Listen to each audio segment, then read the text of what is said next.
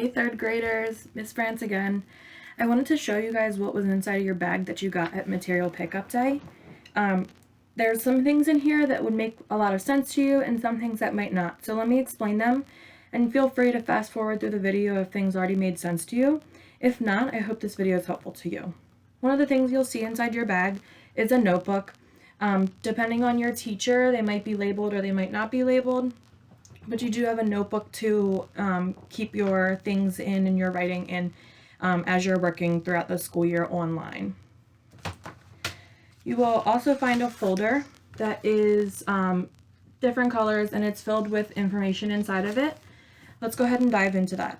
One of the things you're going to see in your folder is an alphabet chart. If you flip through it or if you look through the other pages, you'll see different letter combinations and a picture to represent what sound they make. This is helpful when your child is reading or when they're trying to spell things.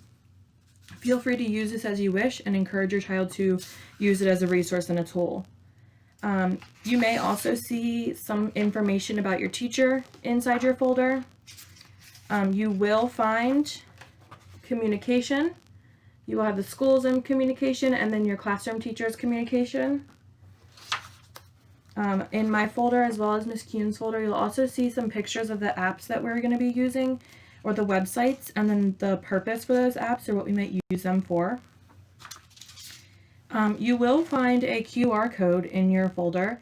It might be a different size, but you can scan this with your phone to get to our school YouTube page so that you can watch any of the videos that you need help with. Hopefully you use this QR code to get to the video you're watching right now. Might want to keep it on your fridge in case you ever get stuck. Something else that is included is a piece of paper that says things you may need to know before we learn to recite our multiplication facts. These are different multiplication strategies and we highly encourage children to develop and master the skills of multiplication before we start enforcing and encouraging memorization of facts. Knowing these strategies will help being able to multiply bigger numbers. You might also find a stamina chart. We will talk about that as school gets started, but it's pretty much a way to monitor your child's reading. And it's a great way to chart this together with your child to encourage them to read longer. There's also a literacy packet in here. It has a bunch of information on reading and writing as well as word work, and it also has some strategies for you as a family and for you as a parent to encourage your child to continue reading and some games you could play. Last thing you'll find in your folder is a packet of math materials. This is optional, which means it is not required. You do not have to do it, but it is a great review packet for second grade, and I know that a lot of us may have fallen behind a little bit in second grade with not having school, so I thought this would be a great opportunity for you to continue practicing. It is called 5 a day, and the top one says day 1. You go all the way across the top. There's 5 questions, and then you continue on Tuesday, go all the way, Wednesday, go all the way across Thursday and Friday, and it has the same skills, and it gets gradually harder as you flip through the packet, and that's just for you to continue to practice those skills that are needed to be able to build upon before you can get to harder skills. Like I said, this is optional. If you do end up doing it, I suggest reaching out to your classroom teacher and asking if they would like pictures of your child's work because a special educator might be using this for data collection, and I'd love to also have some information on what your child can do and what some of their struggles are. As far as what is in the folder, that is all of the papers that was in the folder. If for some reason your folder has more papers and you're confused about it, please reach out to your classroom teacher. You're also going to find a dry erase sleeve. There are 2 papers in it.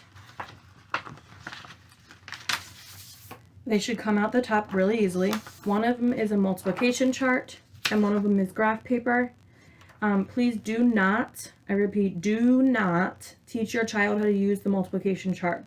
It is a skill that we teach after we teach strategies of multiplication. We are giving this to you because when we teach it, we want your child to have access to it. But until then, please make sure that it is facing your graph paper like this when you put them inside of your dry erase pocket so both sides are white. Again, the graph paper, if your child ends up needing it to line up arrays correctly, feel free to flip it facing outwards. But this is mainly used for area when we get into that subject. You should have a dry erase marker in your bag as well as some other materials like a pencil sharpener. I am asking that you treat these materials respectfully, not necessarily you, but your child, and you encourage your child to treat the materials respectfully. A lot of the teachers have worked hard to be able to get these materials for you, and even paid our own money for them, and we want to make sure that when we come back to school, they'll still be able to use the materials. The last thing you'll find that in your bag that I haven't mentioned is a dice. Please be careful not to lose it. It is going to be a wonderful strategy for you and your child to practice multiplication at home. It kind of makes things interesting and allows them different ways to practice multiplication. Other than that, there's not really anything else in your folder that you wouldn't understand unless I am forgetting something. So please, like I said, reach out to your classroom teacher if you have any questions. Have a great day. Bye-bye.